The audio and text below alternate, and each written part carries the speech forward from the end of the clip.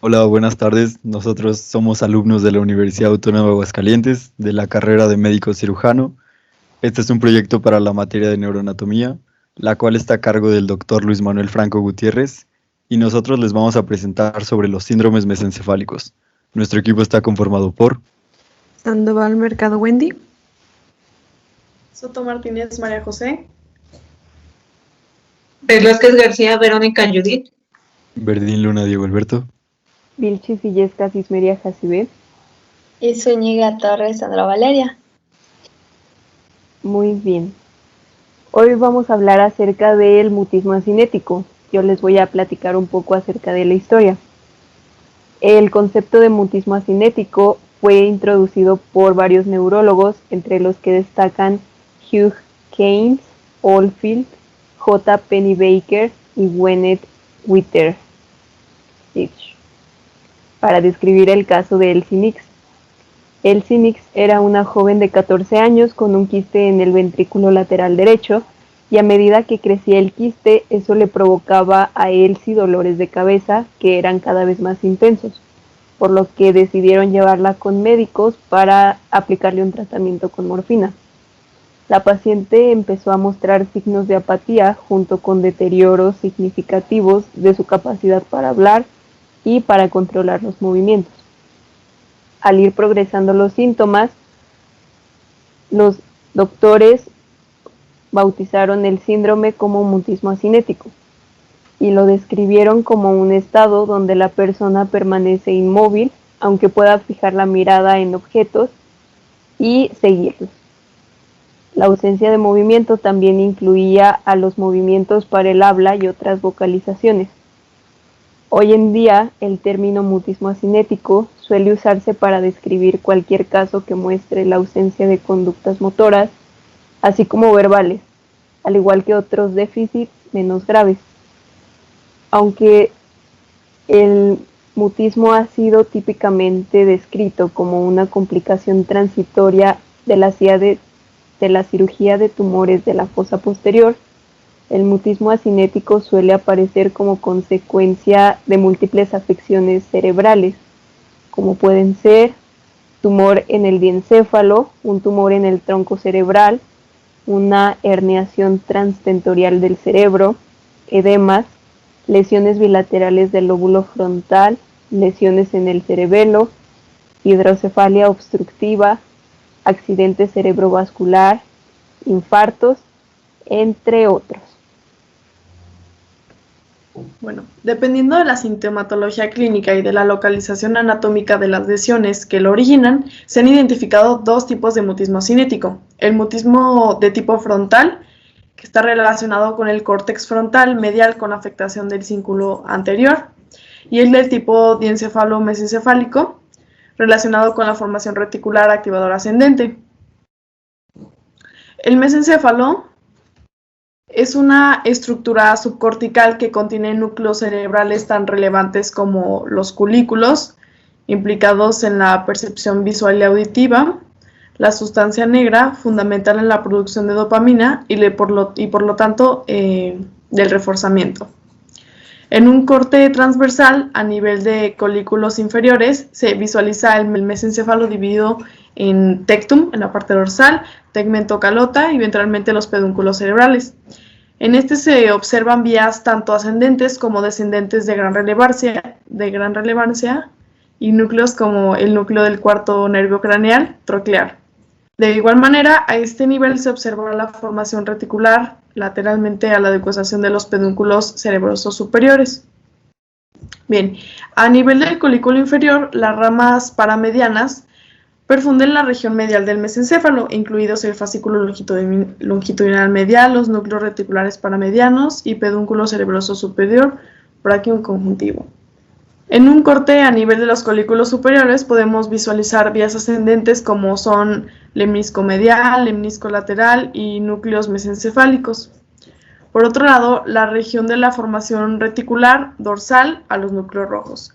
Como hemos mencionado anteriormente en el video de anatomía mesencefálica, el sistema reticular activador ascendente se compone de circuitos neuronales y es una estructura del tallo encefálico que abarca tanto al bulbo raquídeo, protuberancia y mesencéfalo, modulando su excitabilidad y los ciclos de sueño y vigilia. La formación reticular tiene función motora somática, sensorial, motora visceral y de despertamiento y sueño. A nivel de los colículos superiores se divide el mesencéfalo en 3 zonas de perfusión. La medial incluye el complejo nuclear del tercer nervio craneal y formación reticular. Recibe su riego de la arteria basilar.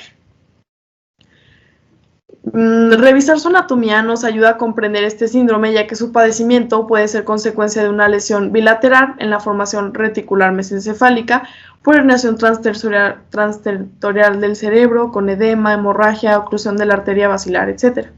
Por lo tanto, el mutismo cinético es un síndrome causado por la lesión de estructuras frontales mediales basales bilaterales y en puente de Barolio, ganglios basales, tálamo, porción anterior del giro del cíngulo y área septal.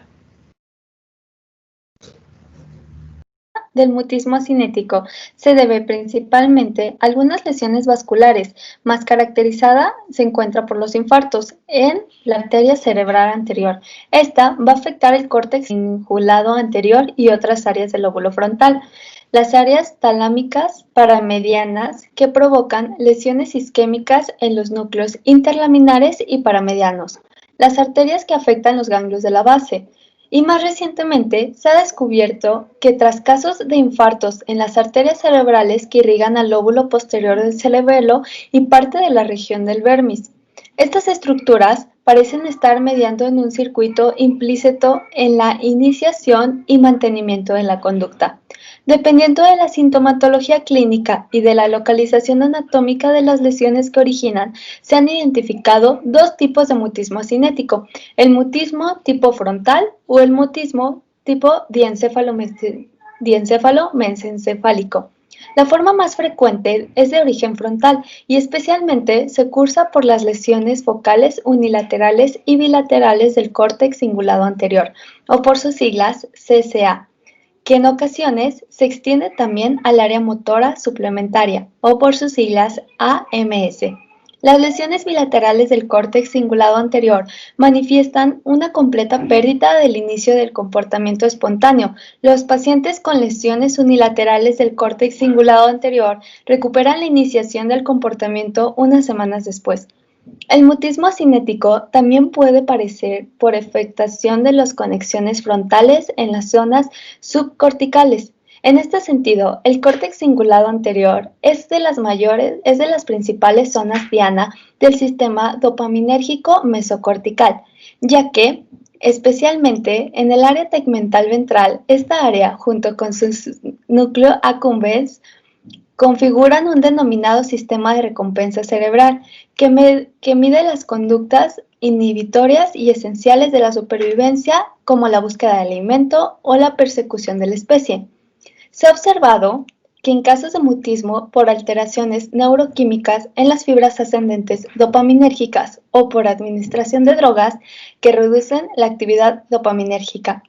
También se han descrito casos de mutismo cinético, las principales lesiones de conexión frontovasal, donde se desconecta el lóbulo frontal de las estructuras como el núcleo caudado, globo pálido, putamen y cápsula interna, que podrían formar parte de estos circuitos que parecen mediar la motivación. Y por último, hay otras estructuras neuroanatómicas cuya lesión provoca mutismo cinético. Se sitúan principalmente en el diencéfalo, principalmente en los núcleos talámicos y en el mesencéfalo, quizá por afectación del sistema reticular activador ascendente. Ambas formas dan lugar al denominado mutismo cinético mesencefálico, que se caracteriza en menor grado por tener lesiones en la zona bilaminar. Signos y síntomas. Los signos y síntomas del mutismo cinético serían mutismo absoluto o respuesta verbal reducida. Puede responder con monosílabos susurrados y el paciente se esfuerza por hablar. Hay inmovilidad completa con excepción de los ojos que se mueven en todas direcciones. En ocasiones es capaz de llevar a cabo acciones de manera lenta e incompleta ante órdenes repetidas, pero sus movimientos no son voluntarios. Conserva el estado de vigilia o estado de alerta. Su mirada se fija en el examinador. movimiento de ojos y respuesta a estímulos auditivos. Hay incapacidad para iniciar respuestas motoras o verbales, pero esto provoca una apatía, definida como la falta de motivación, y asinesia, que es no poder iniciar un movimiento preciso. Algunos pacientes pueden tener muy pocas expresiones emocionales y otros pueden estar con expresiones emocionales impulsivas. Es importante no confundirlo con afasia motora o estado vegetativo. En el estado vegetativo, los pacientes presentan coma vigil, por lo que no pueden seguir estímulos externos visuales, aunque sus ojos permanezcan abiertos, ni pueden expresarse o seguir órdenes simples, a diferencia del mutismo asinético, donde el paciente puede moverse cuando se le inicia el movimiento y responde brevemente. Ahora les vamos a hablar sobre el diagnóstico. Según Carnes, los criterios que deben estar presentes para el diagnóstico de mutismo asinético son los siguientes: existencia de estados de alerta, fijación visual en la persona examinadora, movimientos de los ojos en respuestas a estímulos auditivos, respuestas motoras ante órdenes repetidas, esfuerzo por hablar o hablar de manera espontánea. Para establecer un diagnóstico diferencial, es necesario constatar la preservación de funciones sensoriimotoras y de vigilancia atencional, así como de orientación a estímulos externos. Por las características clínicas que presenta el mutismo asinético, se ha podido confundir con frecuencia con estados vegetativos o estados de mínima conciencia. Un estudio llevado a cabo por Otto y sus colaboradores en 1998 pone de manifiesto una clara diferenciación entre el estado vegetativo y el mutismo asinético. En el estado vegetativo, los pacientes presentan lo que se denomina como coma vigil, por lo que no pueden seguir estímulos externos visuales, aunque sus ojos permanezcan abiertos, ni pueden expresarse o seguir órdenes simples. Aunque puedan presentar reflejos de orientación visual y auditivos, no muestran respuestas voluntarias mantenidas hacia esos estímulos, para lo que se requeriría un procesamiento más cortical que sí poseen los pacientes con mutismo asinético. Algunos autores consideran que es difícil disociar el mutismo asinético de los estados de mínima conciencia, porque pueden formar parte de un continuum, por lo que solo una rigurosa exploración neurológica y neuropsicológica permitiría un buen diagnóstico diferencial, sobre todo cuando se trata de fases iniciales. A pesar de que el paciente con mutismo asinético no habla ni se mueve espontáneamente, a diferencia del paciente con mínima conciencia, sí responde con frases breves y expresión correcta cuando se le incita y puede moverse cuando se le inicia el movimiento. Al igual que el mutismo asinético, el paciente con síndrome de cautiverio está consciente. Sin embargo, la diferencia estriba en que el síndrome de cautiverio no puede moverse debido a la parálisis de todos sus miembros tras lesiones en la protuberancia que afectan a los tractos espinales y corticovulvares, y que suelen dejar preservadas la mayor parte de las funciones cognitivas, así como los movimientos oculares verticales y el parpadeo, que suelen emplear para comunicarse.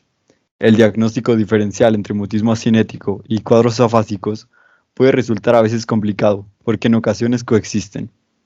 Así, los pacientes con lesiones en la arteria cerebral anterior pueden manifestar mutismo asinético y cuadros de afasia motora transcortical. Por tanto, un protocolo neuropsicológico básico del lenguaje puede contribuir a disociar ambos síndromes. A continuación, les presentaremos una tabla en la que se resumen las principales características que diferencian al mutismo asinético de los principales cuadros neurológicos con los que se suele confundir.